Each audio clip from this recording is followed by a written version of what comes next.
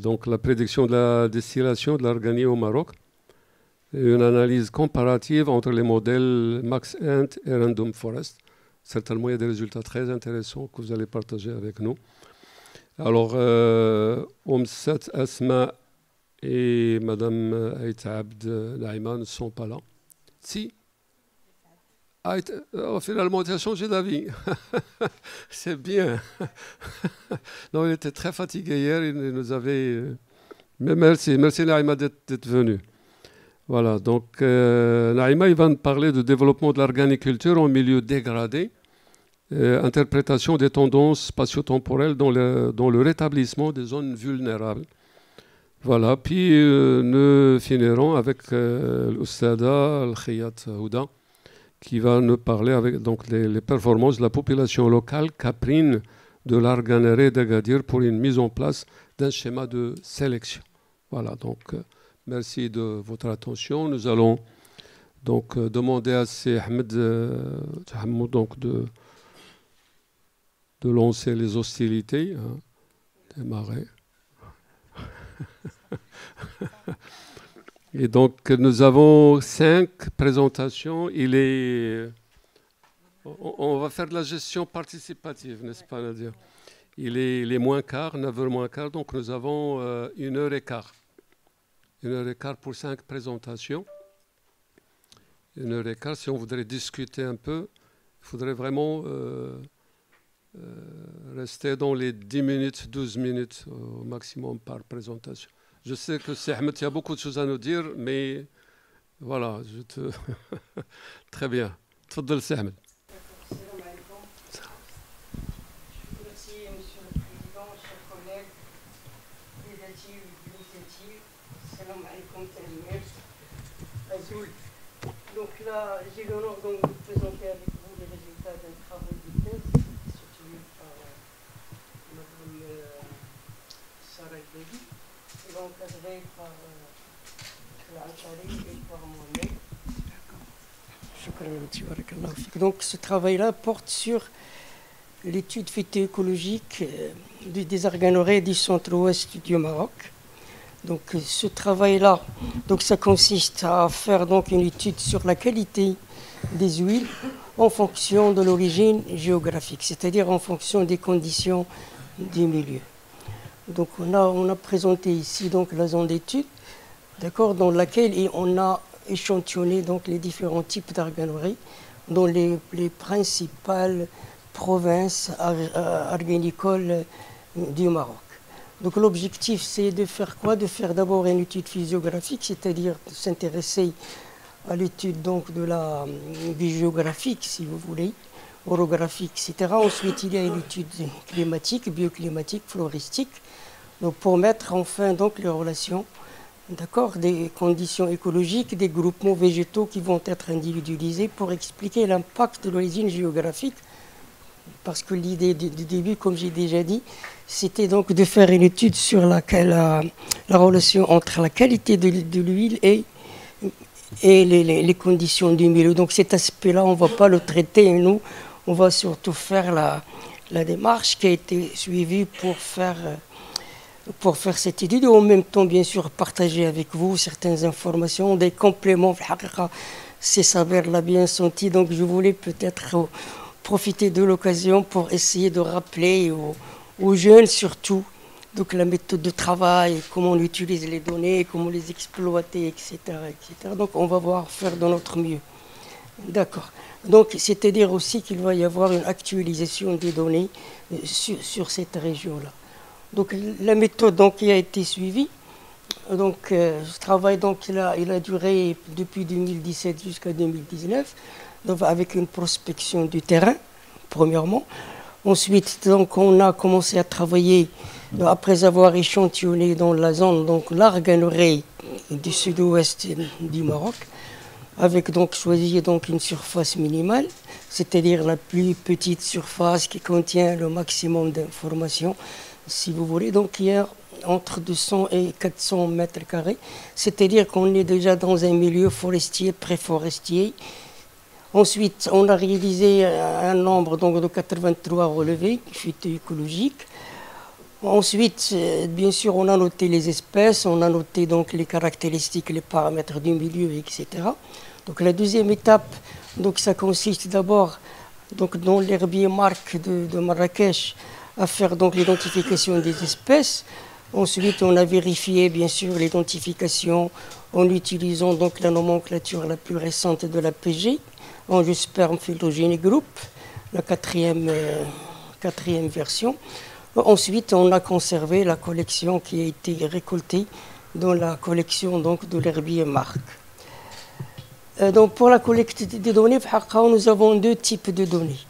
Donc, des données qui se rapportent à l'orographie, comme on l'a dit tout à l'heure, la géologie et même la végétation, parce qu'on a commencé au début par exploiter une carte de végétation de l'Arganerie. D'accord. Ensuite, donc, on a fait donc, l'étude de conditions climatiques, bien sûr, parce que c'était une base très importante. Donc, pour avoir des données, on a utilisé donc la plateforme ANASA, avec bien sûr l'agence vérifiée par l'agence des bassins versants de l'hydraulique et même la météorologie nationale, parce qu'au début, donc, ANASA, ça donne donc des estimations, si on peut le dire, mais on a validé, d'accord, par des données réelles que nous avons donc trouvées sur des cartes, sur d'autres moyens. Et ensuite, la deuxième étape, donc, ça consiste à faire de la cartographie avec donc l'aérographie, la géologie et la végétation en utilisant donc des logiciels perfectionnés, ArcGIS et QGIS. Pour donc comment ont été traitées donc ces données-là, d'accord. Donc on a fait les espèces donc selon les groupements. On a utilisé ça sous forme de fréquences. Donc ces espèces-là ont subi donc des données, donc des calculs de fréquences des espèces végétales selon donc les provinces. Ensuite, ces espèces-là ont été soumises par des données. Donc par exemple la FC et les heatmaps. D'accord, on va en dire un mot tout à l'heure. Et bien sûr, donc les données ont été utilisées de façon classique. D'accord, mais aussi perfectionnées par des méthodes qui sont plus récentes, essentiellement les heatmaps. Donc c'est vrai que c'est peut-être nous, dans le domaine, donc je parle du Maroc, bien sûr, peut-être première fois que ces méthodes-là ont été utilisées dans les travaux de recherche en écologie, par exemple, au Maroc. D'accord. Donc maintenant, là, parmi donc, les résultats que nous avons trouvés, donc il y a, au point de vue géologie, c'est vrai que nous avons pris les terrains les plus abondants, si on peut le dire, les marnes calcaires. Vous pouvez le voir par exemple surtout dans la partie nord et dans la plaine de House. Ensuite les argiles rouges, les granites. Les granites, on les trouve surtout dans le haut atlas, l'anti-atlas occidental. Bien sûr, on peut trouver d'autres substrats également. Ensuite, l'aspect géométrique, donc on peut distinguer du nord au sud. Donc il y a la côte, le long de la côte, depuis Séfi jusqu'à Sidi Ifni. Ensuite, il y a vers l'intérieur, on a la grande plaine de Sousse, mais on a déjà donc les zones les plus élevées. Donc vous savez que Oued Sousse, par exemple, il prend sa source dans les versants sud de Toubkal.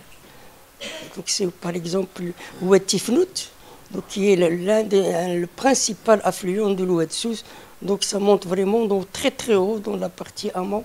Vers Lac d'Ifni, par exemple, si vous connaissez, c'est à partir de Lac d'Ifni que Oued Sousse prend donc son origine, dans la région de Tiflout.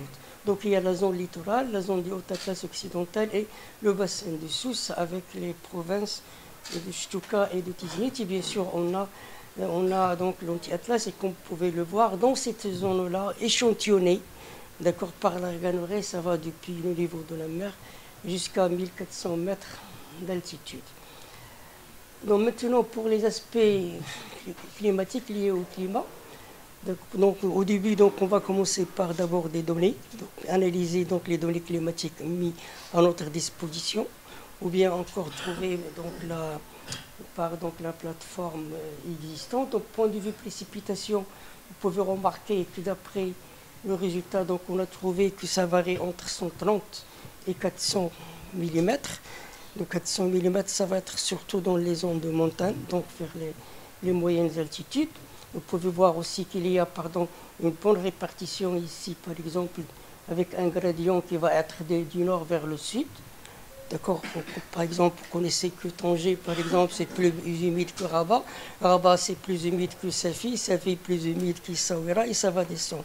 On va trouver un autre gradient qui va avoir donc depuis l'ouest du littoral jusqu'à l'intérieur.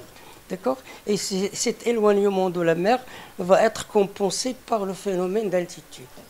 D'accord. Donc c'est dans ces zones-là, même s'ils sont continentales, d'accord, avec l'altitude, donc ça, il va y avoir un phénomène de compensation. Ensuite, pour l'humidité relative, qui est un facteur donc, climatique très très important dans cette région-là, d'accord, donc on a généralement un phénomène très très important à signaler, surtout pendant l'été, dans lequel l'humidité relative est très très élevée, surtout le long de la côte. Peut-être là, les gens, bien sûr, je ne vous apprends rien, la région de Safi, la région donc de Essaouira, Agadir, etc. Vous le savez bien que l'été, généralement, c'est toujours brumeux.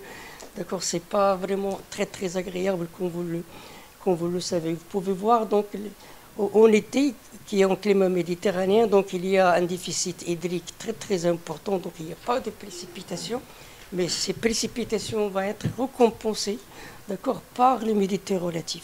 Et d'ailleurs, ces conditions-là, c'est celle de l'arganerie, de l'arganier. Donc, pour sa physiologie, son écologie, et elle aime bien donc des milieux arides, semi-arides, mais également avec un taux d'humidité très très élevé. C'est Ahmed, ça me fait de la peine de te demander. J'aime bien t'écouter, sincèrement, mais ça fait déjà 10 minutes.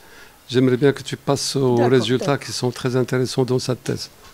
Donc, ensuite, pour les températures, donc ça varie donc depuis des températures négatives, donc ça va être là dans les zones d'altitude, vers presque 12 degrés le long de la côte. D'accord. Et pour le cas donc des températures maximales, donc il y a également une nette variation, mais c'est surtout, vous voyez, avec la position. Ensuite, donc donc là, on a présenté des données soi-disant brutes. On peut faire maintenant des synthèses qu'on appelle des synthèses bioclimatiques, en commençant par la synthèse la plus ancienne, la plus intéressante, et qui a été découverte au Maroc, il ne faut pas oublier.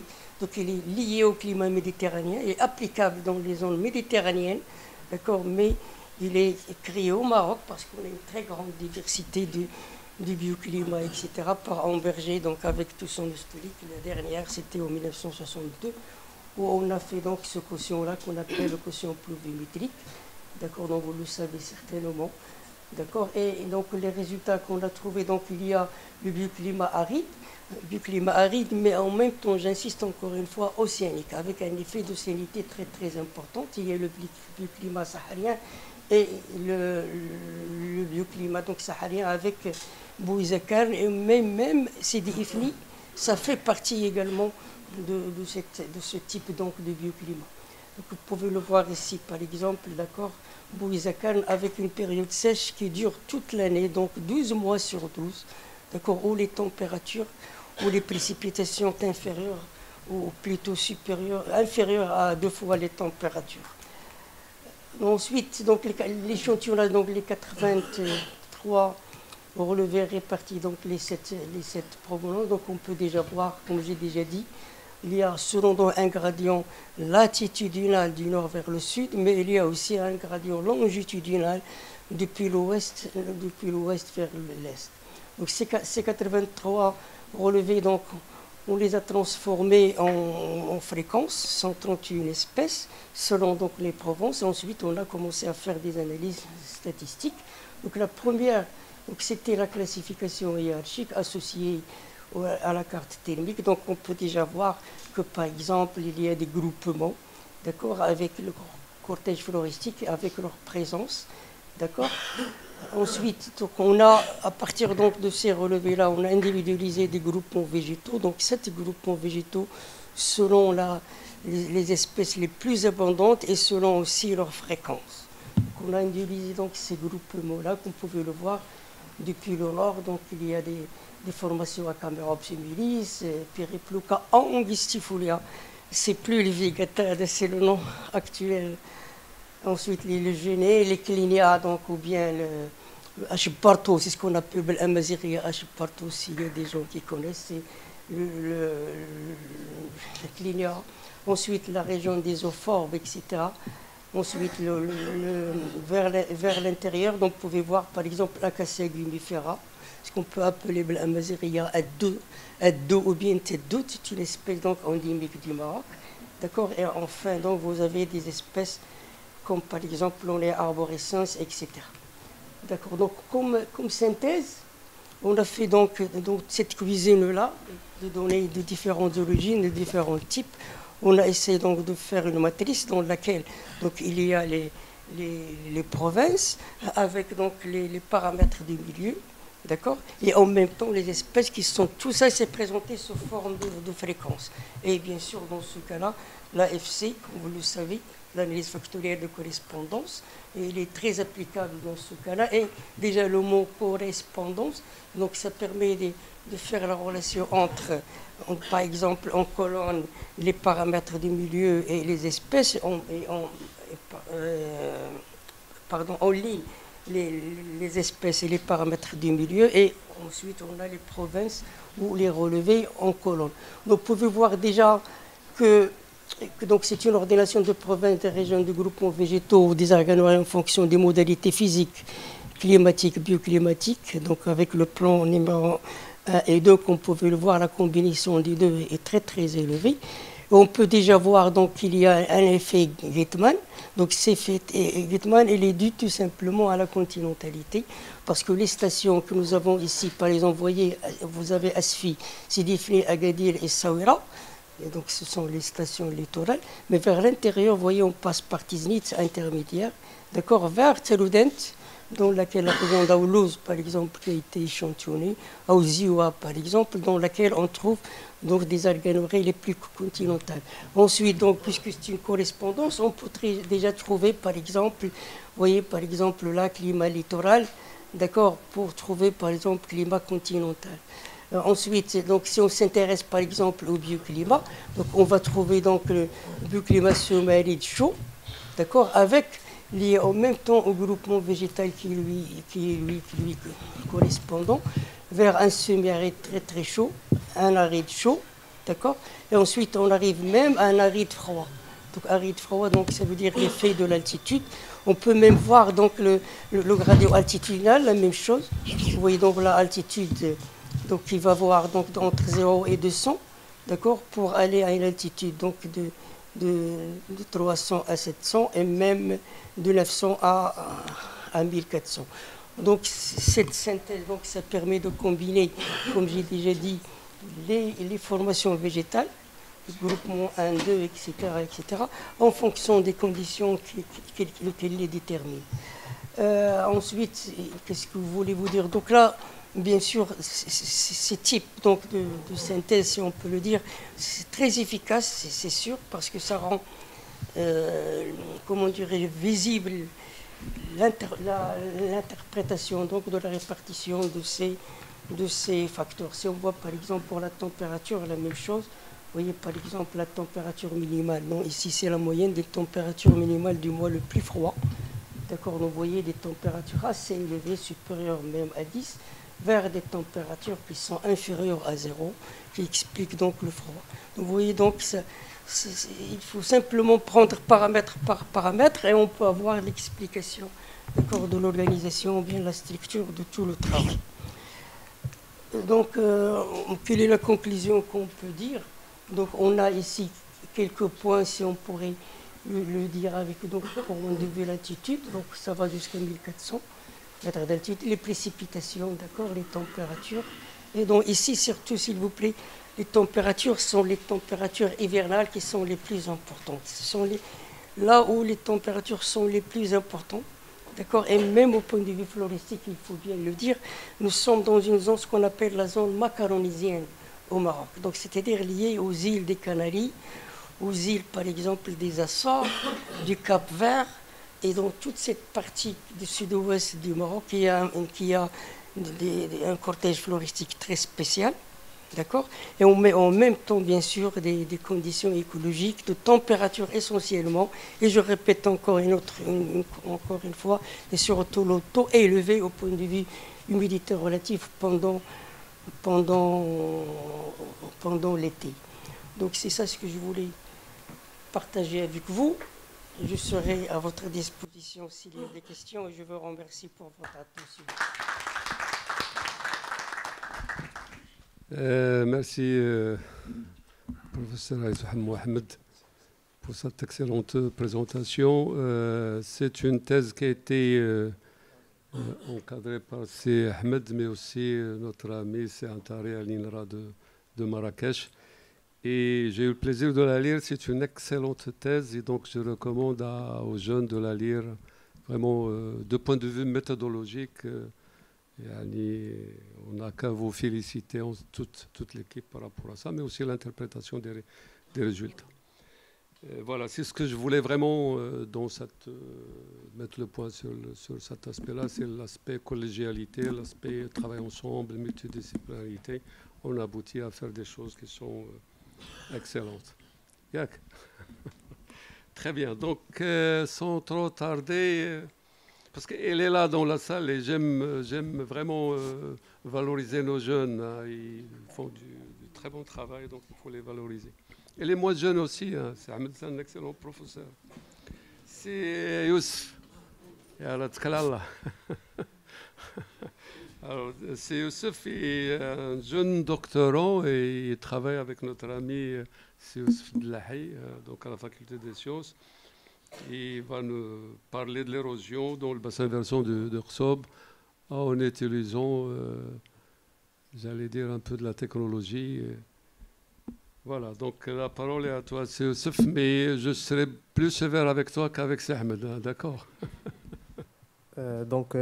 Bonjour à tout le monde. Je suis Boussalim Youssef. Je suis un doctorant à la faculté des sciences de Rabat.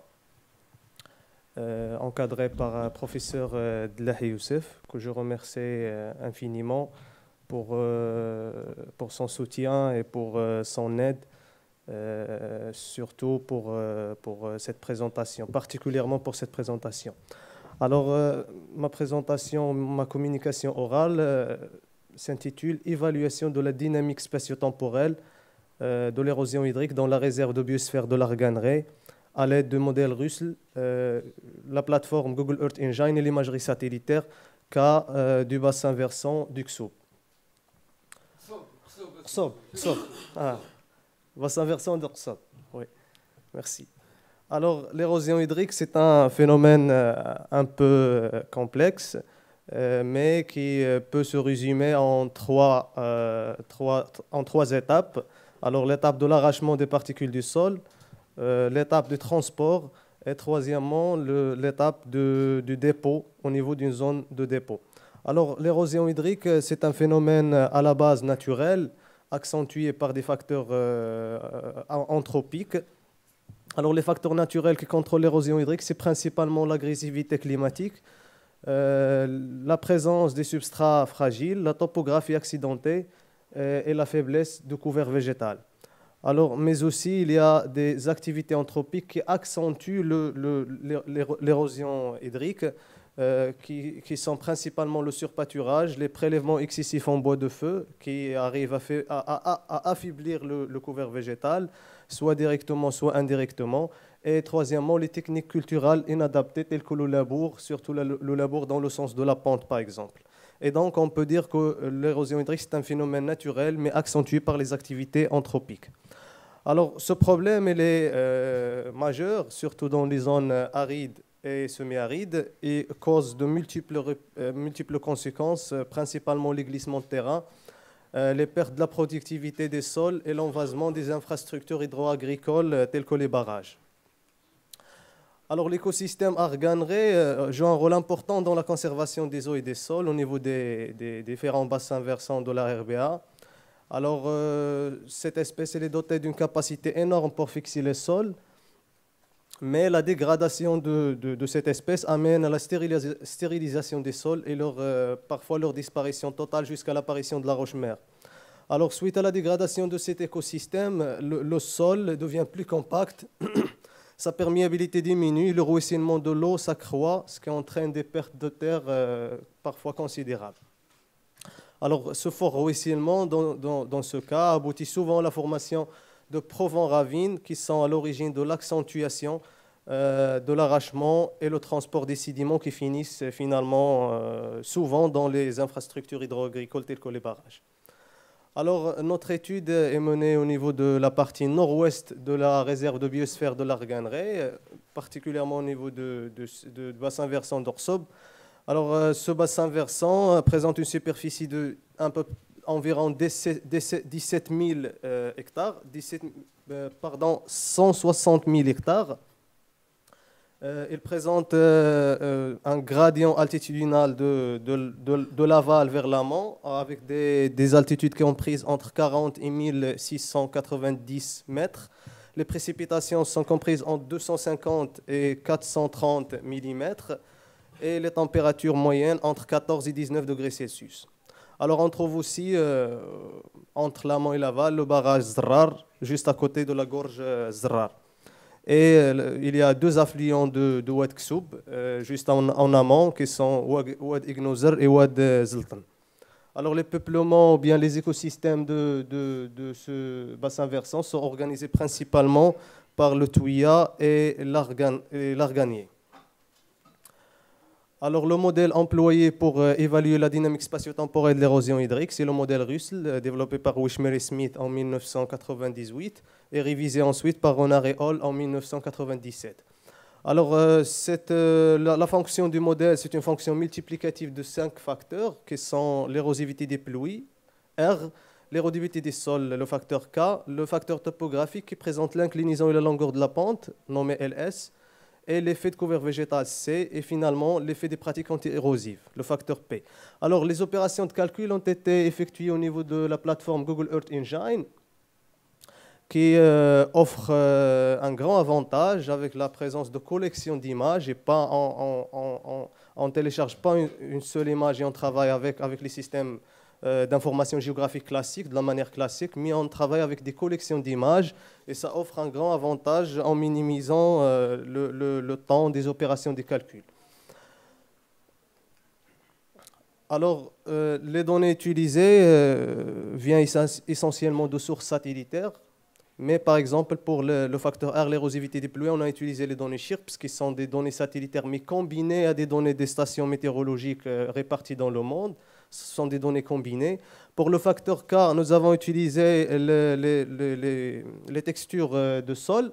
Ce sont des données de l'USDA, United States Department of Agriculture, pour générer le facteur d'érodibilité des sols.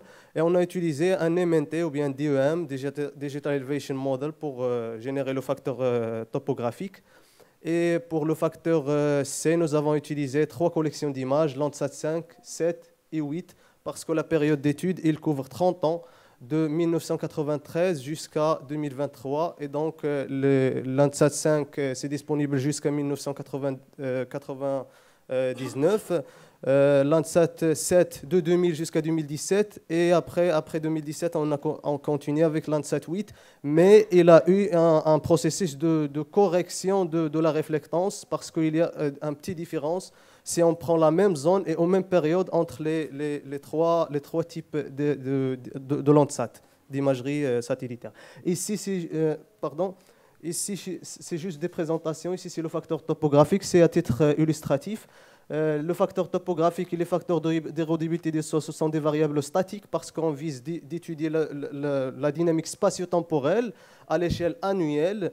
Et donc, ce sont des variables statiques sur toute la période d'étude, le facteur topographique et le facteur d'érodibilité des sols. Par contre, les variables dynamiques sont le facteur R et le facteur C. D'accord ? Ici, j'ai présenté que le cas de 2001 et 2002 pour vous montrer qu'il y a une variabilité au niveau de facteur R.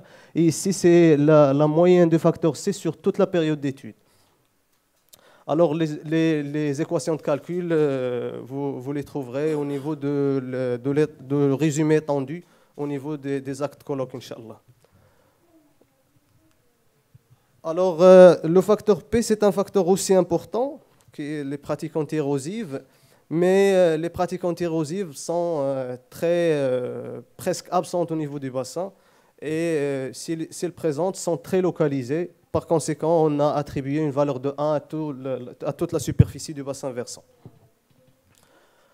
Alors, la classification des pertes en terre utilisée, on a retenu 5 classes, faible, modéré, intense, très intense et sévère, avec un intervalle qui va avec des classes qui va avec 10 tonnes par hectare, c'est-à-dire inférieur à 10, c'est faible, entre 10 et 20 modéré, 20 et 30 intense, 30 et 40 très intense et supérieur à 40 sévère. Alors, les analyses statistiques, nous avons utilisé 2 principaux tests. Un test non paramétrique de Mann-Kendall pour l'évaluation des tendances, en ce qui concerne les tendances des pertes en terre, des facteurs dynamiques de l'équation aussi. Et on a utilisé un test de corrélation de Sperman pour explorer les relations entre l'évolution des pertes en terre et des facteurs dynamiques. Alors ici, je vous présente ici, ce sont la répartition spatiale des pertes en terre dans différentes dates, de 1993 jusqu'à 2023, d'accord, parce qu'il va avec quatre cartes, après 4 ensuite ici, et ici il y a la continuité. Alors ici, on voit très bien que les classes intenses, très intenses et sévères sont les classes dominantes au niveau du bassin versant. Et donc le bassin versant présente des pertes en terre importantes. Alors, nous avons pris la moyenne pour chaque... On a présenté la distribution des valeurs pour chaque catégorie de pertes en sol, les catégories faibles, modérées, etc. Et on a constaté que le bassin versant présente des pertes en terre sévères sur 47% de la superficie, de sa surface. Les catégories intenses et très intenses représentent respectivement 19 et 21%, et les catégories faibles et modérées 4 et 9%. Et alors, en conclusion, le bassin versant il présente une érosion hydrique intense à sévère sur 87% de sa superficie comme résultat. Alors ici, c'est l'évolution des pertes en terre au niveau du bassin versant avec le test de Mann-Kendall. Et cette évolution montre très bien une tendance significative à la baisse de l'érosion hydrique. Alors avec un p-value du test qui est très largement inférieur à 0,05 comme seuil de significativité alpha. Alors avec un minimum, ici je vous montre la distribution des valeurs sur les 30 ans. Alors le minimum a été de 55 tonnes par hectare en 2019. Le maximal de 115 tonnes par hectare en 1996, le premier quartile 66. Alors le plus important ici, c'est la moyenne qui est de 75 tonnes par hectare. Alors pour les facteurs dynamiques de l'équation, on voit très bien que pour le facteur R, on a aussi une tendance significative à la baisse qui peut être due en partie au changement climatique. Alors, cette tendance significative à la baisse, elle est montrée avec un p-value largement inférieur à 0,05 comme seuil de significativité. Pour l'évolution de facteur C, on a une légère tendance à la hausse, mais qui n'est pas significative. Et je précise que la tendance à la hausse de facteur C, c'est inversement proportionnel au NDVI, l'indice de végétation par différence normalisée, et donc ça montre une ouverture des milieux de la végétation. Alors ici, c'est la corrélation entre les facteurs dynamiques et les pertes en terre. Et on voit très bien que la dynamique temporelle des pertes en terre, elle est principalement expliquée par les fluctuations interannuelles de l'érosivité des pluies. Et le facteur C a un contrôle minime sur les pertes en terre, parce que sur 30 ans, il n'y a pas de grande variation en termes de végétation.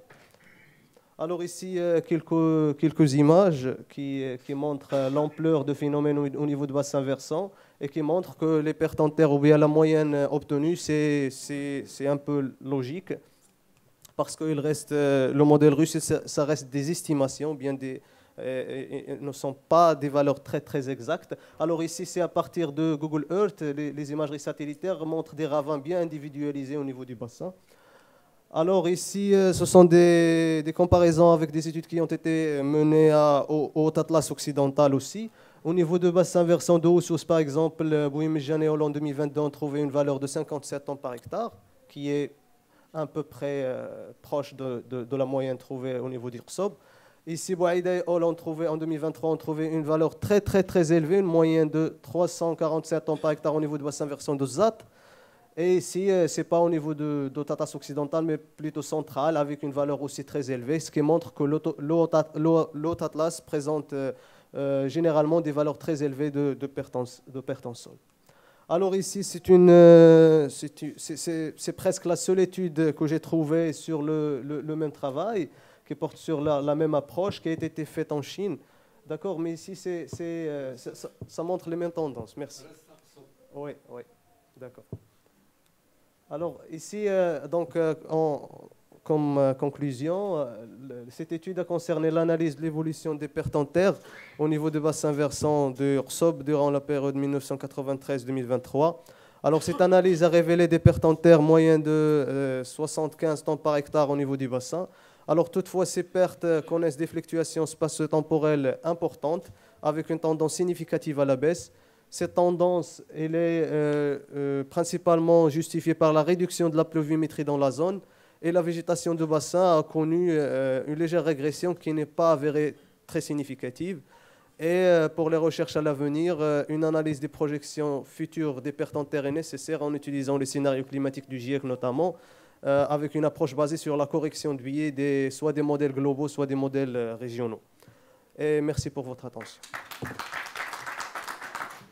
Bonjour à toutes et à tous, j'espère que vous allez bien. Je suis extrêmement ravie de faire partie de la 7e édition du Congrès international de l'Arganier et d'y être pour la première fois en tant qu'intervenant dans un congrès avec le sujet qui fait partie de ma recherche scientifique.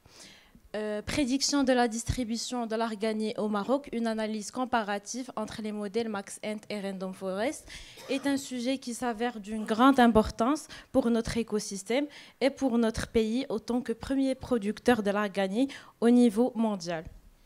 Je me présente d'abord, je m'appelle Zineb El-Gourei, je suis étudiante en 5e année à l'Institut agronomique et vétérinaire Hassan II. Actuellement, je poursuis mon stage de fin d'études au sein du département AGBS à l'université Mohamed VI à Ben Guerir. Le principal objectif de mon étude est de prédire l'état actuel et futur à travers l'intelligence artificielle, de l'occurrence de l'arganier au Maroc. On a aussi l'évaluation comparative entre deux modèles d'intelligence artificielle qui sont Maxent et Random Forest pour la modélisation de la distribution de l'arganier dans différents contextes climatiques. De comprendre les performances des modèles, les effets potentiels du changement climatique sur la répartition géographique de l'arganier, et aussi cette étude peut être comme une urgence de mesures de conservation adaptative pour la dégradation climatique. La base de données que j'ai élaborée pendant mon étude se compose de 51 573 points de présence de l'arganier dans la région Souss-Messa au Maroc. En parallèle, j'ai élaboré 10 000 points de fond, qu'on appelle aussi background points, qui ont été générés aléatoirement dans tout le Maroc, afin de bien comprendre l'environnement du Maroc. Les variables de prédiction actuelles utilisées, à chaque site d'échantillonnage, nous avons extrait un ensemble de 19 variables bioclimatiques de la base de données WorldClim version 2.1 avec une résolution de cellules de grid 30 secondes, c'est-à-dire une résolution de 1 km pour les années 1970 jusqu'à 2000. Pour les variables de prédiction future, on a sélectionné 12 modèles climatiques différents générés dans le cadre de projet SMIP6. C'est un grand projet qui élabore plusieurs climate modeling Ces climate modeling se basent sur, il nous permet de prédire les variables bioclimatiques futures. On a utilisé 2 scénarios d'émissions de gaz à effet de serre, le scénario socio-économique SSP 126 et le scénario économique SSP 595. La différence entre ces scénarios, c'est que le premier scénario SSP 126 se caractérise par une émission de gaz à effet de serre future qui est plus faible que celle du SSP 595, ce qui va nous permettre d'avoir différentes hypothèses pour le futur. Les modèles de prédiction qu'on a utilisés, c'est le Max-Ent. Max-Ent, c'est un modèle traditionnellement utilisé, qu'on le trouve très souvent dans les recherches scientifiques. Il se base sur une équation statistique, c'est le maximum entropy. Et pour le random forest, c'est un modèle basé sur l'apprentissage automatique, c'est-à-dire machine learning. Il se base aussi sur les formules statistiques, mais il se caractérise par son effet intelligence artificielle. Il faut bien noter que j'ai utilisé la méthode downsampling pour le random forest afin de réduire le problème de différence de classe. Par exemple, on a 10 000 points pour les points de fond et d'une autre part, on a 51 000 points de présence, ce qui crée un problème spécifiquement pour random forest. Et il existe d'autres méthodes, mais celle-ci, downsampling, elle donne des prédictions rentables pour random forest. Ici, les 2 figures présentent les résultats de modélisation actuelle du random forest et Max-Ent, c'est-à-dire le modèle s'est entraîné sur les variables allant de 1970 jusqu'à 2000. La première chose à remarquer, c'est que l'aire de répartition la prédiction de l'aire de répartition pour les 2 modèles se ressemble. On a aussi remarqué que les 2 modèles ont pu détecter la région Rif, la présence de l'arganier dans la région Rif. Il existe une petite différence concernant l'aire de répartition dans la région Rif. Pour la modélisation future, ici sont les prédictions d'occurrence de l'arganier selon les 12 modèles du scénario 126 que j'ai déjà mentionné. Il se caractérise par une émission de carbone future qui est très faible par rapport au scénario 558. La figure A réfère aux années 2041 jusqu'à 2060 et puis la figure B c'est 2061 jusqu'à 2080.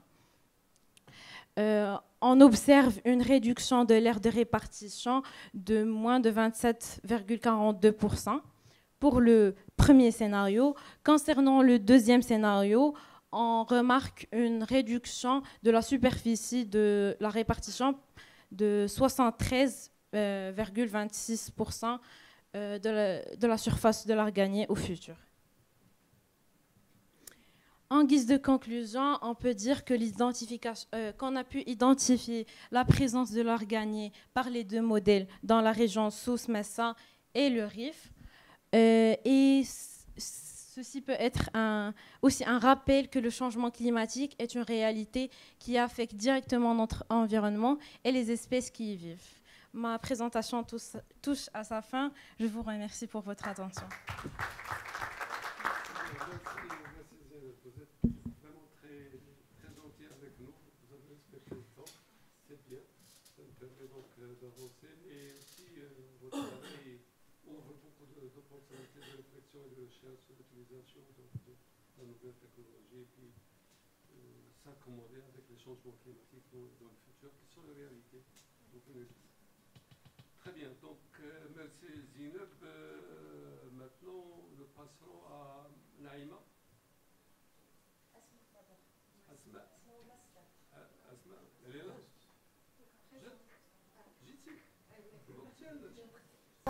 remercie la communauté du modérateur et les organisations présentes et votre évaluation de mon travail. Alors, le sujet de mon travail est sur le stock de carbone et séquestration de l'engrais marocain. Et on fera l'analyse de 3 réservoirs dans la région de Souss-Massa. Le plan sera réparti comme suit. On commencera par une introduction, présenter la problématique et les objectifs, la méthodologie suivie, le résultat et discussion, et on finira par une conclusion. Alors, le carbone, venu de dioxyde de carbone, le dioxyde de carbone, le gaz qui est parmi les gaz à effet de serre qui est responsable du changement climatique, généralement séquestré dans la biomasse et le sol profond sous forme de carbone organique. Alors, les vergers et les forêts sont l'un des réservoirs qui ont potentiel de carbone où la couverture végétale séquestre du dioxyde de carbone et le fixe dans les systèmes biologiques.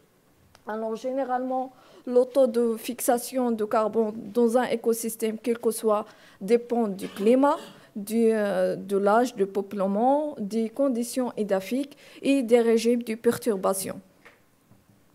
La littérature disponible sur le potentiel de séquestration de carbone dans les vergers d'arganiers et dans leur écosystème est limitée.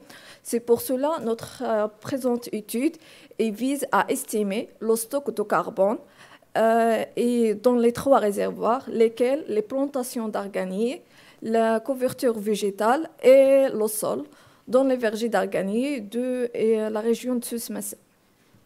Alors, l'étude a été menée dans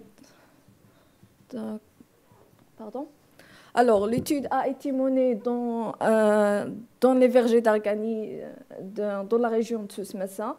Les 3 sites sont Tiznit, Chouka et Baïta-Rudent.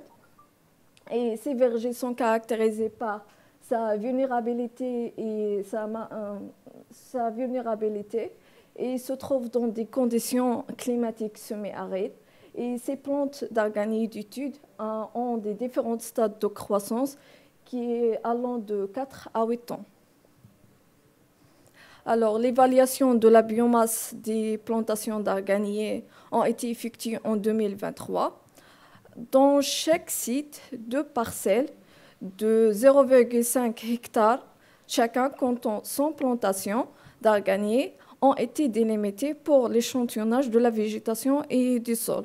Et selon ce plan expérimental, nous avons fait les prélèvements des échantillons. Alors, je commence par les plantes d'arganiers. Nous avons fait des mesures dendrométriques. Nous avons prélevé le diamètre, la hauteur et aussi leur position GPS afin de déterminer leur biomasse des plantes et déterminer leur teneur de carbone organique. Concernant les échantillons de sol, nous avons prélevé des échantillons de sol dans 3 profondeurs, 0,5, 5, 10, 10, 30 cm, pour déterminer leur teneur de carbone organique selon la méthode Walker and Black. Et aussi, nous avons prélevé des échantillons de la densité apparente et pour déterminer ensuite le stock de carbone organique. Et en ce qui concerne les plantes associées, nous avons effectué des quadrats de 1 mètre x 1 mètre, 3 quadrats par parcelle.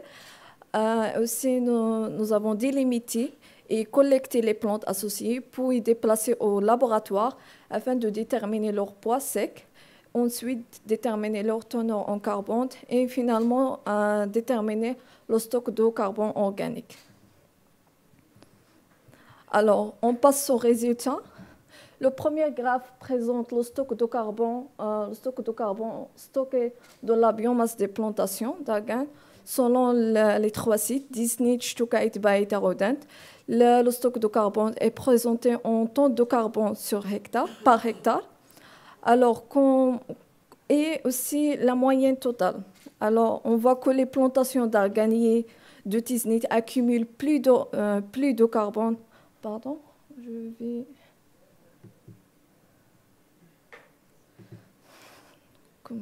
Très bien. Alors, comme j'ai dit, le site de Tisnit accumule plus de carbone par rapport aux autres sites, qui est environ 0,27 tonnes de carbone par hectare. Et le stock de carbone le plus faible est enregistré dans les montagnes de Tarodintre. Et ce résultat révèle les... Alors, comme j'ai dit, ce résultat révèle la différence de l'âge. Alors, comme l'âge des plantations Tisnit varie entre 4 à 8 ans, Ch'tokaïtba, les plantations sont âgées de 4 à 5 ans et les plantations Tarodintre sont âgées de 4 ans. Le deuxième graphe présente le carbone stocké dans la végétation associée d'arganier, les végétations associées d'arganier. Alors, le stock de carbone, il varie selon les sites. Il varie entre 0,35 tonnes de carbone à 0,04 tonnes de carbone. Et le site Tarodintre présente le stock le plus élevé. Et cela peut s'expliquer à la caractéristique des montagnes Tarodintre qui présentent des biodiversités des plantes aromatiques où la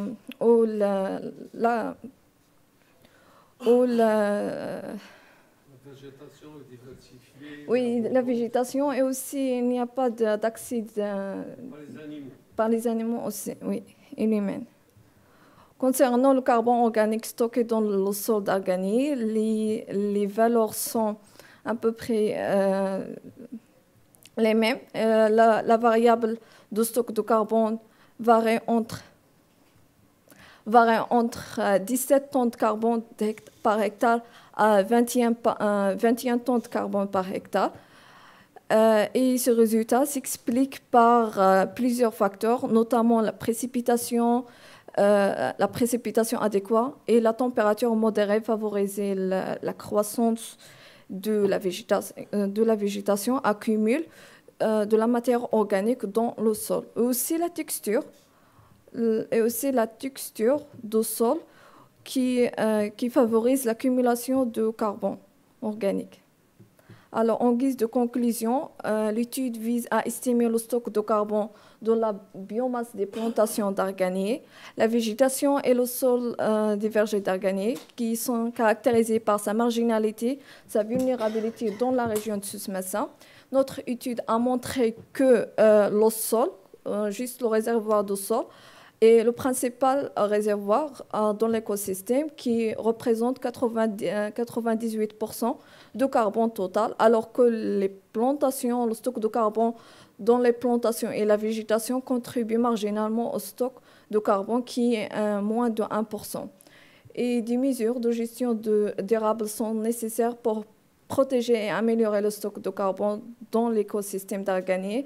Ces mesures incluent l'encouragement de la plantation d'arganier, promotion des pratiques culturales durables, protection des arganeries existantes et aussi gestion durable des arganeries est l'une des importances capitales dans l'atténuation des changements climatiques et la conservation de la biodiversité. Et merci pour votre attention. Merci Asma. Je pense que l'un des... Naïma, tu peux y aller. L'un des points vraiment très importants sur lesquels on voudrait remercier les organisateurs de ce congrès, c'est un peu ce brassage entre les jeunes chercheurs, les doctorants et les vétérans. Et c'est une opportunité donc, qui est offerte à ces jeunes pour s'exprimer, pour apprendre à se défendre par la suite. Nous sommes tous passés par là. Et je retiens un des points, Asma, de ton travail, c'est que le sol stocke énormément de carbone, beaucoup mieux que la biomasse aérienne. C'est extrêmement important dans ces zones arides et semi-arides. On a l'impression que les écosystèmes arganiers, bon, ils sont vulnérables, fragiles et ainsi de suite, mais là, ils jouent un rôle environnemental très important. Maintenant, nous allons écouter une des vétérantes donc, de l'INRA aussi. Hein, donc vous voyez un peu ce passage de jeune à moins jeune, Naïma, une excellente chercheuse donc de l'INRA. Voilà, la parole est à toi, Naïma. Merci, Saber. Chère assistance, ravie de se rencontrer à cette 7e édition du Congrès d'Argagny. Alors, ma présentation ici, c'est un peu la continuité des sujets traités hier au table ronde de tout ce qui est en relation avec l'organiculture. C'est un peu des résultats, je peux dire même quelques résultats saillants des projets d'arrêt. Et si quelqu'un y a assisté hier, déjà un film qui traite ce projet, tout ce qui a été traité au cours de 3 ans d'études. Alors, ma présentation, là, on peut traiter quelques points. Là, d'abord, contexte et cadre général dans cette étude, cartographie des zones d'études, l'approche méthodologie à adopter, détection des changements d'occupation de sol, partie détection, suivi des changements, avant l'installation de projets d'arrêt et après l'installation de projets d'arrêt dans les zones vulnérables. Et finalement, une conclusion. Alors, comme vous savez, projet d'arrêt, c'est un projet de mise en place de l'organiculture en environnement dégradé. Il a été considéré comme le premier projet financé par le Fonds vert. Il vise la plantation de 10 000 hectares de vergers d'Argagny et 2 000 hectares de plantes aromatiques et médicinales, construction de 80 ouvrages de collecte des eaux pluviales, puisqu'il n'y aura pas l'irrigation goutte à goutte qu'on connaît pour les projets d'agriculture de façon générale. Donc ici, c'est l'irrigation par les eaux collectées et création aussi de 11 centres de collecte d'affiliage, une unité de valorisation et renforcement des capacités des organisations professionnelles des producteurs d'argan. Alors, en 2000, le projet d'arrêt se trouve à cheval entre 3 zones appartenant à 3 régions du Maroc. Il y a Souss-Massa, la région ou bien province de Goulimim et Essaouira. Et en 2020, une convention de recherche sur l'Argagny dans le cadre du projet d'arrêt a été signée entre l'INRA et l'ANZOA. Alors, les objectifs de cette convention de recherche sont là: développement de l'itinéraire technique de l'organiculture, alors évaluation des potentiels de séquestration de CO2 par l'Argagny que mademoiselle Asma vient de traiter ce sujet. Et le 3e point, c'était le suivi et monitoring de l'état de biodiversité dans l'Argagny. Et on a suivi cette biodiversité dans les plateformes d'organiculture par plusieurs approches allant des techniques de l'inventaire qu'on connaît tous, et soit l'exploitation des outils de la détection et ici de façon générale. Alors là, est-ce que vraiment les outils de la géométrique et de la détection, de le suivi d'occupation nous donnent un peu des résultats sur ce projet, sur ces zones, ou bien l'impact de ce projet sur ces zones vulnérables? Alors, par ce travail, on cherche à analyser l'évolution d'occupation et d'utilisation des sols dans les 3 sites projets d'arrêt. Et normalement, c'est 6 qui fait l'objet de l'étude, mais ici, on va traiter juste 3 sites. Alors, il quantifie aussi les changements des paysages avant et après l'installation des plateformes d'organiculture avant l'installation de projet 2018 et 2 ans d'exécution de projet 2021 et 2022 dans 3 sites Izaouit à Essaouira ici et Tiznit, on a choisi le site Ras Mouka et l'Aqsabi à Goulimim. Alors, donc, normalement, c'est 6 sites qui font l'objet de l'étude, mais on va focaliser juste sur 3 sites. Zawit à Essaouira, d'une superficie de 200 hectares. Ras Mouka Tiznit, 750 hectares. Et l'Aqsabi à Goulimim, une superficie de 200 hectares. Alors, commençons d'abord pour la première plateforme. C'était la plateforme d'organiculture Izaouit, qui ne connaît pas un climat semi-aride d'influence océanique. Précipitation annuelle 306 mm, température 17,3, avec la dominance de l'Argagny et les céréales cultivées en bord. Alors, pour le 3e site, c'était Ras Mouka à Tiznit. connaît pas un climat aride semi-continental, précipitation 200 mm, température annuelle, moyenne annuelle 27. Alors, la dominance de 3 espèces qui est indicateur un peu de ce genre de climat, c'était l'Onia arborescente, Euphorbia equinus et l'Argania. Alors, la dernière plateforme, c'était l'Arsabi aglumim, avec un bioclimat saharien, température, précipitation moyenne annuelle presque 80 mm, température 19 degrés, et avec la dominance aussi de l'Euphorbia argania et finalement l'Onia arborescente. Alors, après la collecte de ces cartes en résolution du mètre Sentinel-2, on a fait pas mal de traitements, classification, analyse et interprétation des résultats. Donc, on associe aussi à l'interprétation des images satellitaires par les enquêtes faites au fur et à mesure, donc deux sorties par an pour valider les approches évaluées par les outils de SIG et de détection spatiale. Alors, la collecte de données a été faite d'après le site SGS et concerne tout ce qui est climat, c'est le site de NASA. Alors, on a aussi calculé le taux d'évaluation, les taux moyens annuels d'expansion par les équations suivantes. Alors, allons plus vite. D'accord? Donc, je passe ça. Donc, je pars directement à la détection de ce changement et surtout l'évaluation des classes retenues pour évaluer ce changement, soit la classe de son nu, les rivières, les parcelles cultivées, la surface construite et la végétation, soit forte ou moyenne dense. Donc, ce qu'on a constaté qu'il y a vraiment des changements, soit avant l'installation et après l'installation du projet. Et ici, par exemple, à Essaouira, on a vraiment l'augmentation de la parcelle cultivée au fur et à mesure de l'installation du projet. Et donc ici, pour le deuxième site, Rasmuka, on a vraiment des changements concernant soit la réduction de surface au sol nu, l'augmentation de la parcelle cultivée en début de projet et la surface construite aussi. Alors, pour le troisième site, on a aussi l'évaluation de sol nu, l'augmentation de la parcelle cultivée et la surface construite aussi. Alors, la détection de changements avant l'installation et après l'installation, tout ce qui est ici rouge, c'est des changements négatifs, et en vert, tout ce qui est changement positif. Alors, le changement négatif pour ici, le site Essaouira en 2018 et 2021. Alors, là, on a la régression de la superficie, le parcelle cultivée. Changement positif se repartit dans le nord est et le sud-est et là, la progression aussi de la superficie de son nu et la surface construite. Alors, tout ce qui n'est pas de changement attribue presque toutes les longitudes.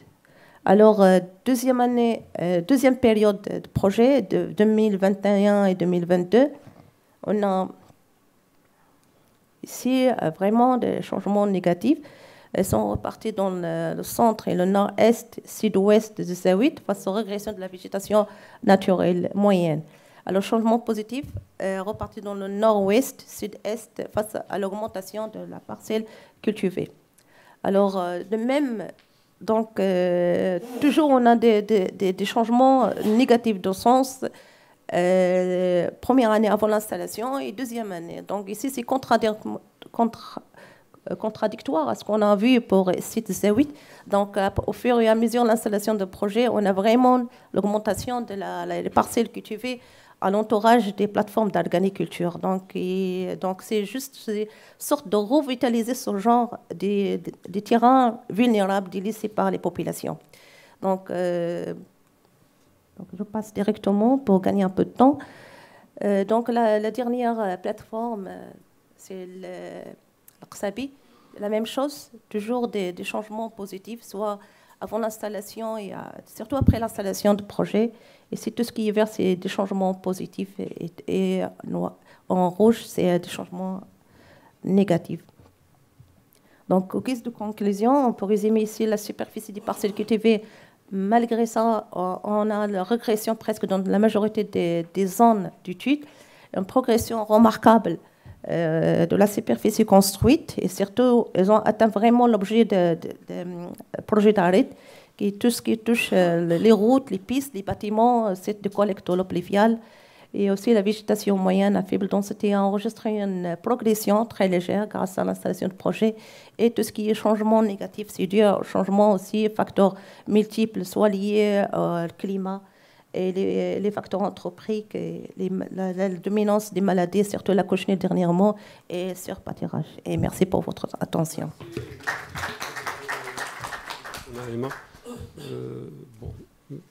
C'est très gentil à toi d'avoir respecté le temps. On retiendrait quelque chose de très important dans ta présentation, Naïma, c'est qu'au bout de 3 ans, qui est vraiment une période très courte, on a eu une dynamique extraordinaire en termes d'occupation, tantôt positive et tantôt négative. Vous avez accusé le climat et puis l'action anthropique. Très bien, merci Naïma. Alors, nous passons à la dernière présentation de Madame, donc le professeur Khayat Houda. Et je dois témoigner qu'elle était la première en salle qui a déposé sa présentation. Et donc là, très bien. Madame Khayat. Merci, Monsieur le Président. Bonjour tout le monde. Je suis honorée d'être parmi vous pour vous présenter mon exposé intitulé « Performance de la population locale caprine de la Gagnerie d'Agadir pour une mise en place d'un schéma de sélection ». Ce travail a été réalisé au sein du laboratoire de biotechnologie et valorisation des ressources naturelles sous l'encadrement du professeur Medidi Saïd. Pour traiter ce travail, le plan adopté est le suivant. On va commencer par une introduction, ensuite contexte et objectif, puis matériel et méthode, suivi, résultats et conclusion, et on va finir par conclusion. Environ 94% de la population locale, ou bien caprine, se trouve dans les pays en développement. L'Afrique représente une part importante avec 37% de la population locale. Au Maroc, l'élevage caprin se chiffre 5 531 têtes. Il joue un rôle socio-économique important. Le cheptel caprin est constitué de races ou de populations locales souvent hétérogènes. Le système d'élevage est anarchique, conduit de façon traditionnelle. Ainsi, il y a une mauvaise gestion de l'élevage. Les chevaux produits dans la gannerie présentent des caractéristiques nutritionnelles et diététiques spécifiques, qui se traduisent par une réduction de l'adiposité des carcasses, une modification du profil en acide gras et un apport très modéré en acide palmitique, dont l'excès peut être néfaste pour la santé. La viande de caprine est très maigre, aussi très faible en énergie. Les caprins de Souss-Messa se chiffrent 543 900 têtes. L'espace de la gannerie a fait plusieurs études visant la caractérisation des élevages caprins qui l'occupent. Les travaux de Boudra et ses collaborateurs en 2012 ont permis la description d'un type d'élevage de type extensif, de faible taille. Les sujets exploités sont en général de race locale, de proportions moyennes, très habiles, marcheuses, grimpeuses à aptitude viande. En effet, l'élevage caprin au Maroc constitue la principale source de revenus de la population rurale. L'élevage caprin, il est peu développé et peu caractérisé. Les populations caprines n'ont pas été caractérisées et sont encore génétiquement non améliorées. Le potentiel de production reste insuffisant tant au niveau de leurs caractéristiques que de leurs performances. La conduite traditionnelle, le système est extensif, basé sur la disponibilité des ressources pastorales, des zones fragiles, arides, semi-arides et dans les montagnes. La production de viande reste l'objectif principal de l'élevage caprin. Donc, la production à partir de l'élevage caprin de la commune reste peu productive et l'amélioration de la productivité nécessite une maîtrise de la conduite technique de l'élevage qui passe par la maîtrise de la reproduction d'une part et l'augmenter les performances de croissance d'autre part. Donc, les objectifs de ce travail, premièrement, la caractérisation des paramètres de reproduction de la population locale caprine de la Gagnerie d'Agadir. Deuxièmement, caractérisation biométrique de la population locale. Troisièmement, analyse de la variabilité des performances de croissance des chevaux. La population locale caprine est constituée de 3 sous-populations. On a la population Atlas, encore appelée noire. On a la population Bersha et la population Ghzelia. Toutes ces chèvres sont exploitées pour la production de viande. L'étude a été menée dans la commune rurale Amskrod, appartient au bassin dessous situé à 37,7 km à l'est de la préfecture Agadir-Iddaoutenel. Donc le territoire de la commune est de type semi-aride. La zone se caractérise par un climat de semi-aride, donc aussi caractérisé par des ressources forestières, les forêts d'arganiers, de tuya, de carobiers et de chênes verts, aussi la présence des cultures irriguées. L'étude a été menée auprès de 35 éleveurs répartis de façon aléatoire dans 9 douars. L'étude a commencé par une enquête individuelle qui constitue une contribution à la connaissance de la situation de l'élevage caprin dans la région. Pour caractérisation des paramètres de reproduction, donc on a calculé les taux de prolificité, de fécondité et de fertilité. Donc ces taux, l'évaluation de ces paramètres sont déterminés par le calcul des nombres des chèvres mises à la production, le nombre des chèvres ayant mis bas et le nombre de chevreaux nés. Donc ces paramètres ont été calculés à partir de 2151 chèvres. Aussi, on a calculé les taux d'avortement et de mortalité. Pour la caractérisation biométrique de la population locale, 344 animaux adultes ont été échantillonnés pour enregistrer leurs traits morpho-biométriques, 318 femelles et 26 mâles. La détermination d'âge a été effectuée en se basant sur la table dentaire qui se base sur l'examen de l'état ainsi le long des incisives, aussi des informations fournies par l'éleveur. 9 caractères morphobiométriques ont été mesurés, la longueur des oreilles, la longueur des cornes, la hauteur au garrot, la profondeur du thorax, la longueur du corps, la largeur du bassin, la hauteur au sacrum, le tour de poitrine et le poids vif. Ces caractères morphobiométriques ont permis d'établir 9 indices biométriques fonctionnels. Ces indices ont été utilisés comme indicateurs de race, d'origine et de relation au sein des espèces. Pour l'analyse de la variabilité de la croissance des chevreaux lors de la mise bas d'une chèvre, des données sont enregistrées sur une fiche de collecte et de contrôle de performance. Donc la pesée commence à la naissance, puis à 10 jours, à 30 jours et à 70 jours.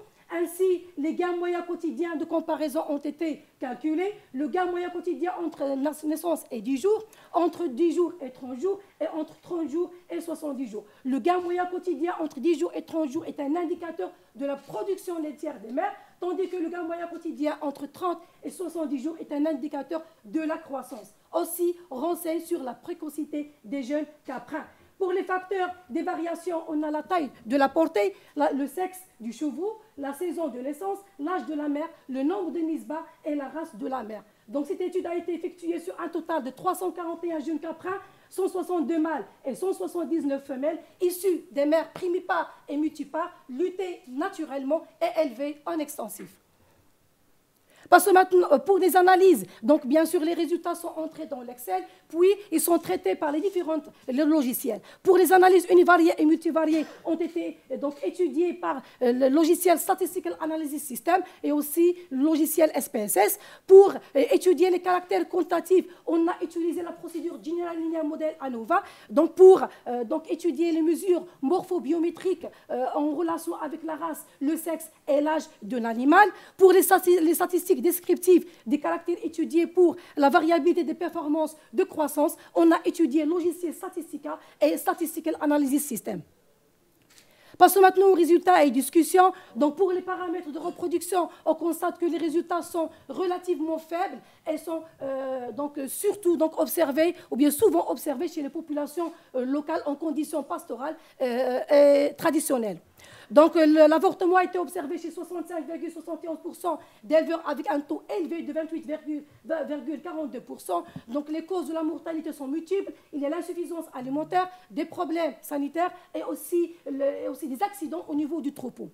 Le taux de mortalité globale est élevé, 30,7%. Donc les causes de la mortalité, aussi l'insuffisance alimentaire, des problèmes sanitaires et aussi le froid, surtout observé pour les chèvres et les jeunes. La commune rurale Amsco se heurte à plusieurs contraintes qui réduisent sa productivité et limitent son développement. Donc, sur la base des discussions avec les éleveurs, donc on a l'insuffisance de l'encadrement technique des élevages avec 74,29% des éleveurs analphabètes, donc incapables d'enregistrer leurs données fiables sur leurs caprins. Le contrainte alimentaire constitue la majeure contrainte, donc le déficit de fourrage remarquable pendant la période de soudure entre le mois de juillet et de septembre. Aussi le climat semi-aride qui caractérise la région avec la hausse de la température de plus en plus fréquente. Aussi s'ajoute le coût cher des fourrages et l'incapacité des éleveurs à apporter des suppléments alimentaires pour leurs troupeaux.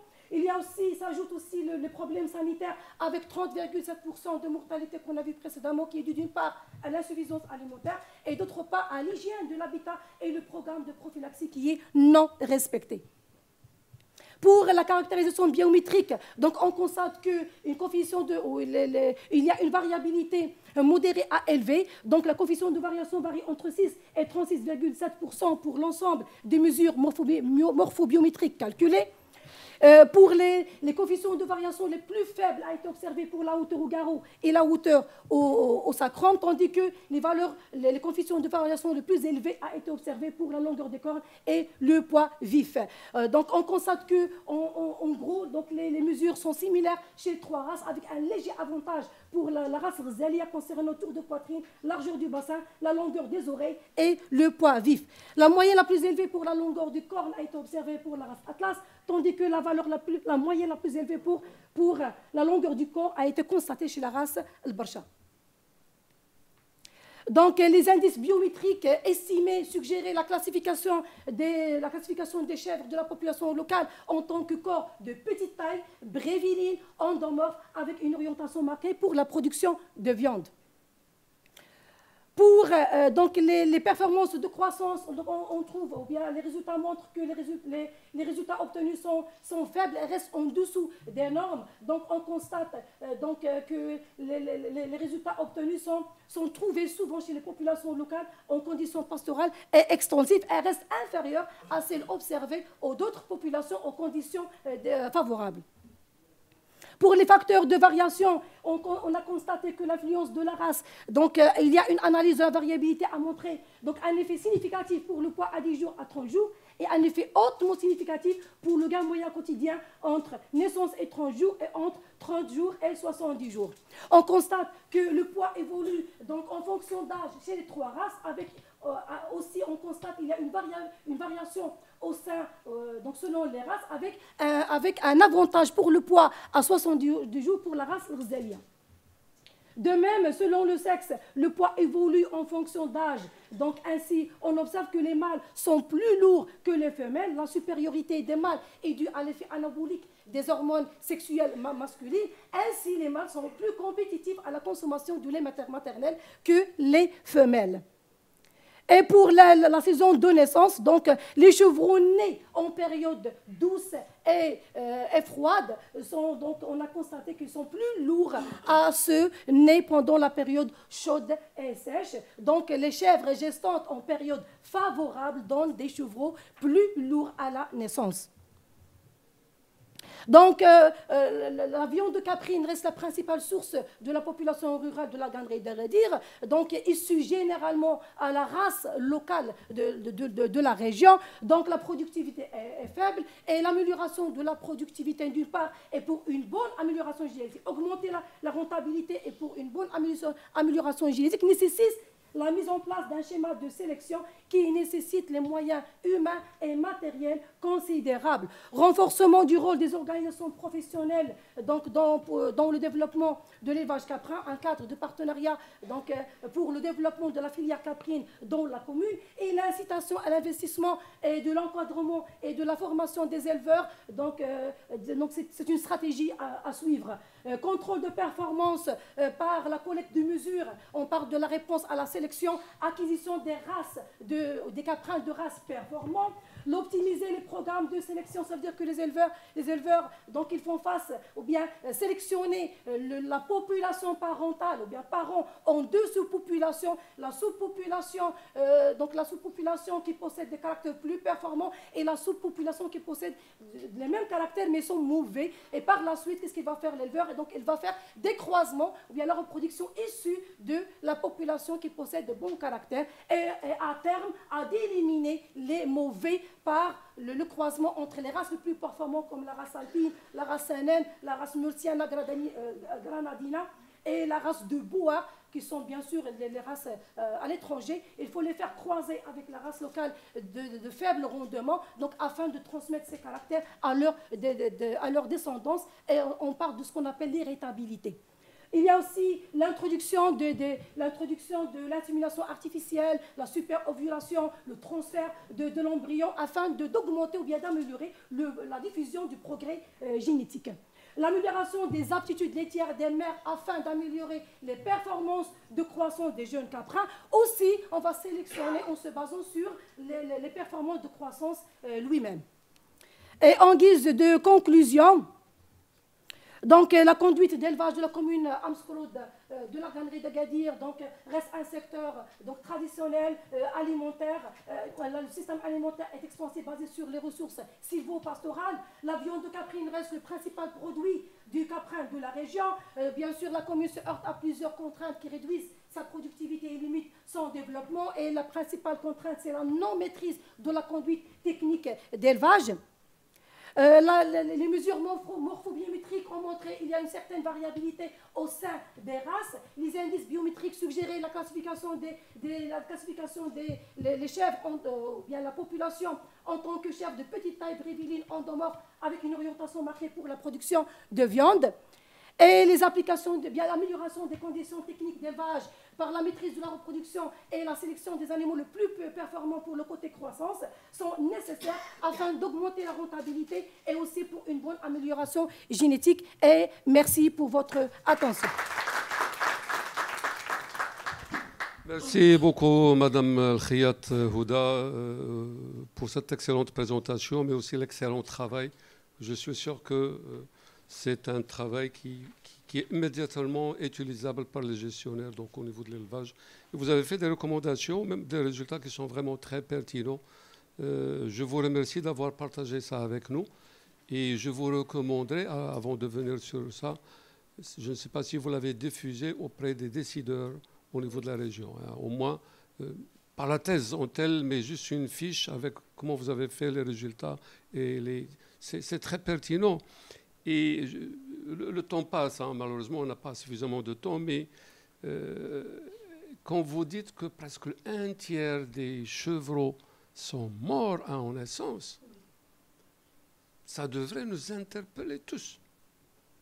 Et quand vous dites que la qualité ou le poids du chevreau il est beaucoup plus favorable pendant les naissances de la saison douce, ça, c'est un problème de gestion, de planning.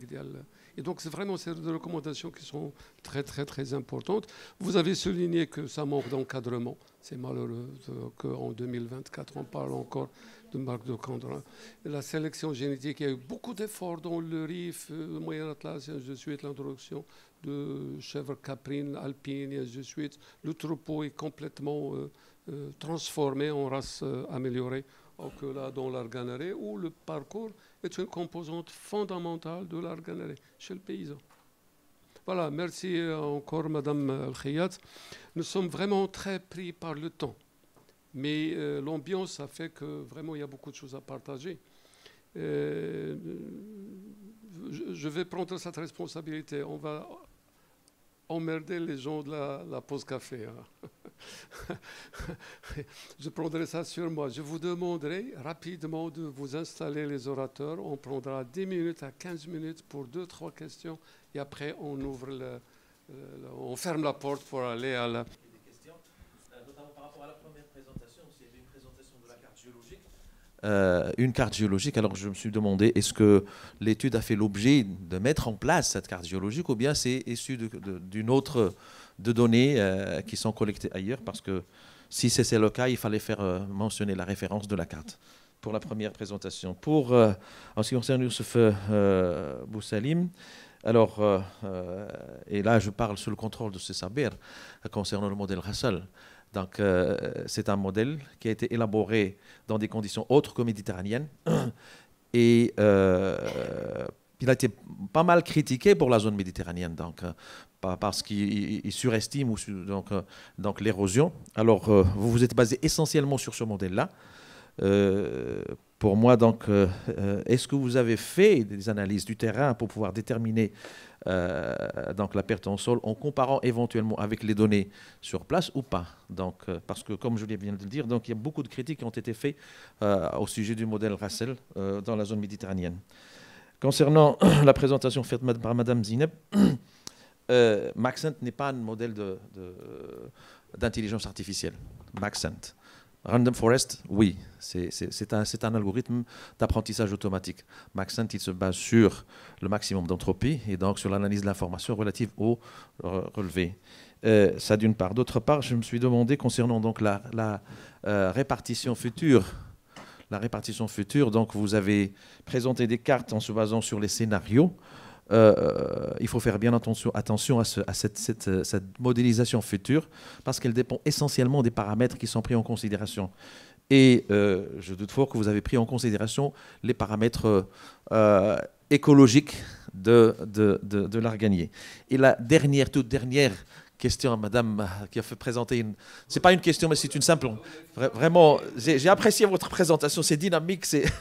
Alors, pourquoi vous avez utilisé toute une multitude de logiciels statistiques alors qu'un suffit? Merci.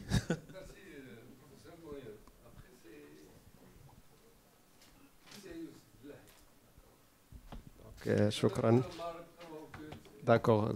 Donc, je vais être bref et concis, donc aller directement au 8, comme l'a dit notre cher professeur Saber.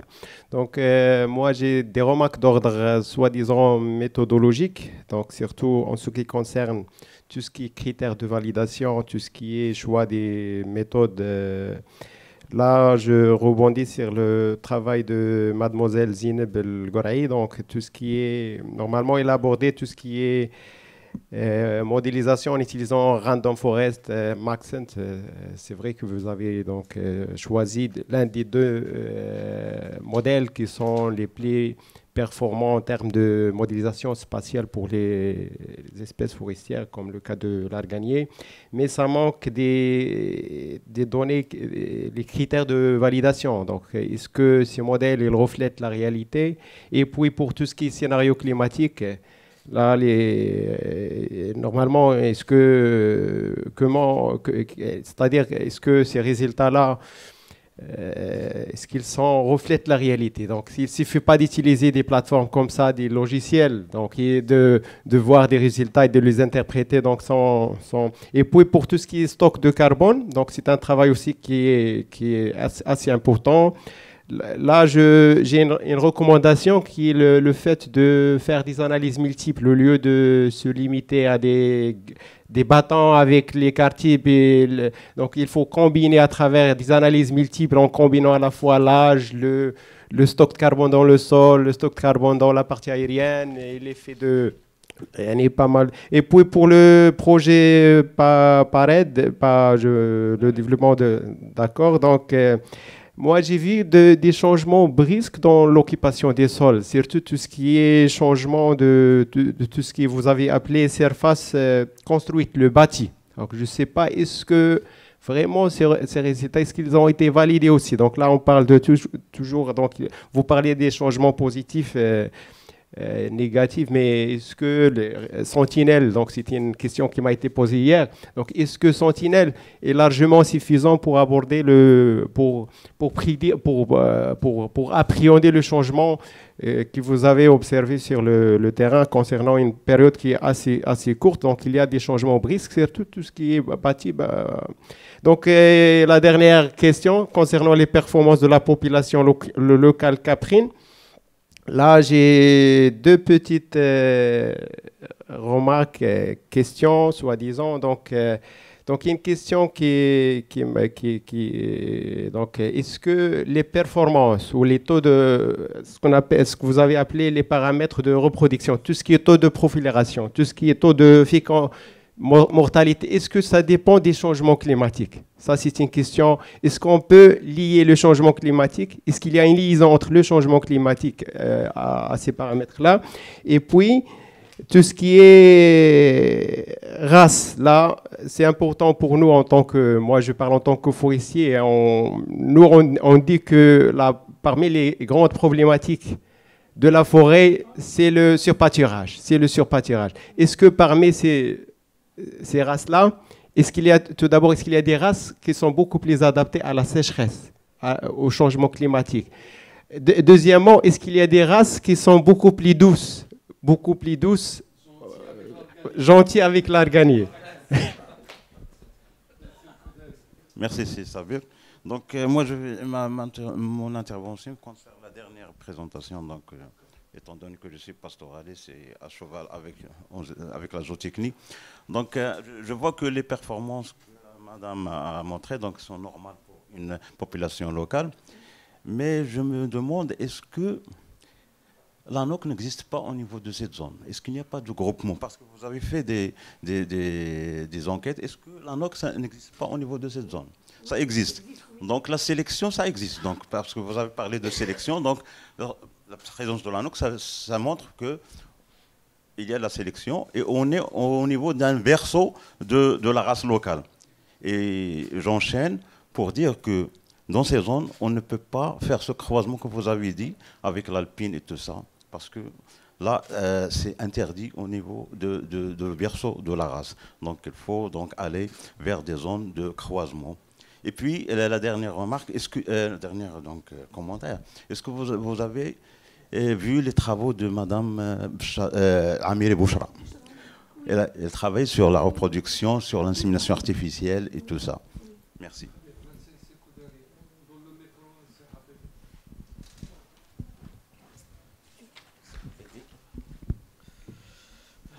Merci. En tout cas, moi, si je parle, je peux parler on va passer la pause café, mais encore une fois, très ravi. Je vous félicite, mesdemoiselles, mesdames, pour ce que vous avez présenté, et messieurs les jeunes. Ouais. Donc, l'avenir appartient aux jeunes et aux femmes. Bravo pour ce que vous faites. Et je suis très heureux pour la reprise de la problématique de l'arganie et de la recherche sur l'arganie. Et toutes les thématiques qu'on a écoutées ce matin, hier, sont très importantes pour répondre à tous ces défis du changement climatique. Donc, je ne vais pas m'étaler sur mais je tiens quand même pour la dernière dame, Madame Houda, pour la chèvre. Bravo pour ce que vous faites. Vous travaillez où? Vous êtes à Agadir? Oui, je suis enseignante du lycée. Du lycée? Oui, du lycée collégial, lycée qualifiant. Lycée, d'accord, bravo. Je suis à Agadir, donc on va discuter la suite à Agadir. C'est très important ce que vous faites, mais j'ai vu aussi c'est une dame très battante en plus. Et moi, je connais en zootechnie, donc le développement dans ces zones. On a eu la race Demman, Demman Rachidia. Vous savez qui a développé Demman? Il y a un homme qui est très engagé à Rachidia, Kerfel. Monsieur Kerfel, chercheur, Kerfel. Il est décédé maintenant. Mais c'est lui qui a... On a eu Demman Amelk Zhar. C'est monsieur Rami. C'est un technicien, il était de ma promotion. Il est décédé aussi, lui, je crois. Et il a vraiment développé à lui seul. Donc, j'aimerais bien que vous preniez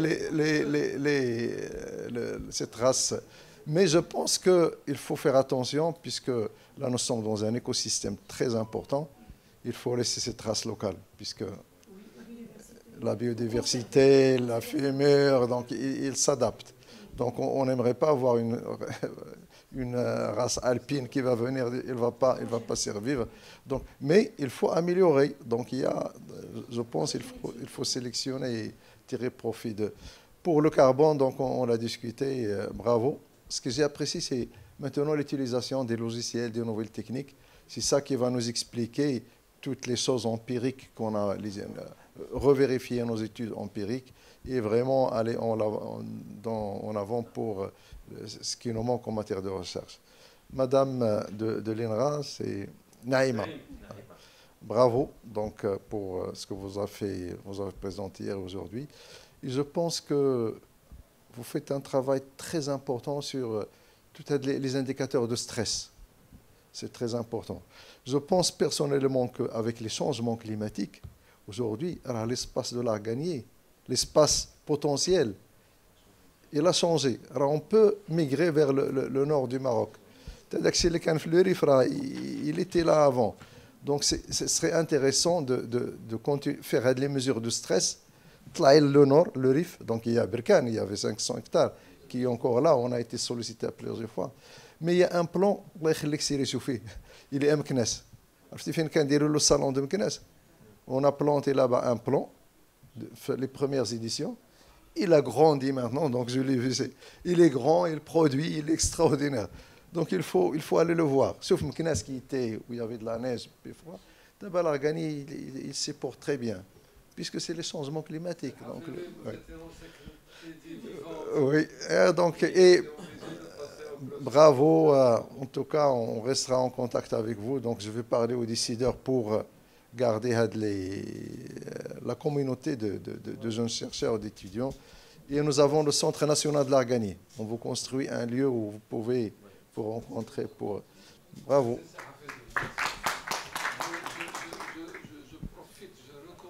Merci beaucoup, professeur Saber. Je tiens d'abord à féliciter les collègues pour les présentations. Vraiment, c'était très riche, c'est très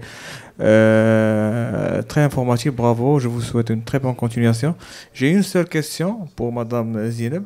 Peut-être, je m'excuse, peut-être que j'ai raté quelque chose dans ta présentation, mais je veux bien savoir, parce que je n'ai pas compris la relation entre votre utilisation des modèles de prédiction des émissions de gaz à effet de serre avec la prédiction des populations d'arganerie.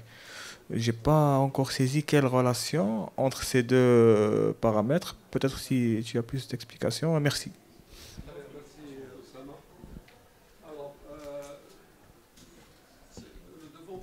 Une décision ensemble. Hein. Donc, ils nous attendent. Moi, je n'ai pas envie d'arrêter, hein, sincèrement. C'est très important. Il y a la distribution des prix. Il y a certaines personnes qui sont là. Alors, juste une phrase. Chacun d'entre vous, une phrase. Pas plus. Une phrase. Là, comme ça, on respecte la déontologie, mais aussi on respecte les rendez-vous. Si vous aidez par rapport à la question pour le modèle russe. Alors, vraiment, le modèle russe présente plusieurs imperfections. Ouais. Tu as dit l'essentiel. Slanbi, hein. Plusieurs imperfections. Slanbi, baraka. Le modèle russe présente plusieurs aberrations. Par rapport... Je suis d'accord. Je signe. D'accord. Slanbi, le micro l'asma. Alors, concernant les analyses statistiques, oui, bien sûr, je suis au cours de faire des analyses de correspondance. C'est pour voir la contribution de chaque facteur sur le stock de carbone. Très bien. Merci Asma. Pour votre question, pour votre... remarque sur Max-Ent, c'est la même chose que j'ai mentionné. Max-Ent, c'est un modèle traditionnel, maximum entropie, et Random Forest, c'est l'intelligence artificielle. C'est la même chose que j'ai mentionné. Très bien, merci Zineb.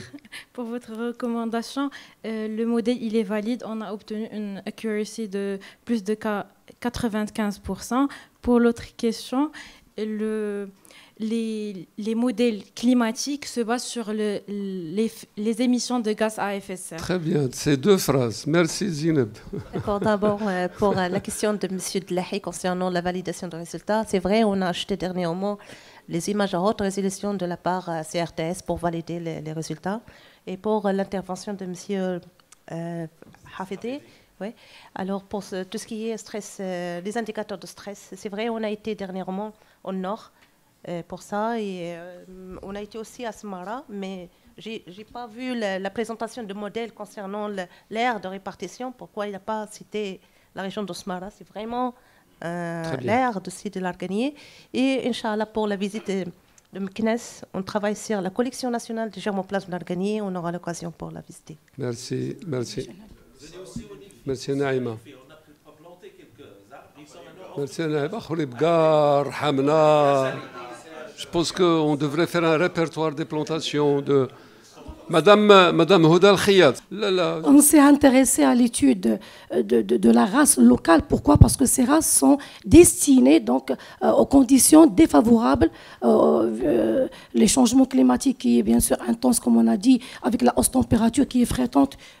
Ça fait maintenant 6 ans qu'il y a le problème de sécheresse. Et donc ça va influencer indirectement, comme on l'a vu, directement sur le poids, sur la production, sur la productivité. Ça veut dire qu'il y a un lien entre la race et les changements climatiques. Très bien. Pour cela, on a travaillé sur la race. Ça nous paraît pour, oui, c'est une remarque, mais on a utilisé pas mal de logiciels pour... D'accord. Merci Madame Houda, merci à vous tous. Je dois vous lire quelque chose qui m'a été rapporté en termes de la clôture. Il est de 11h à 12h30. C'est à la province. Le déjeuner, il est à l'hôtel Atlas à partir de 12h30.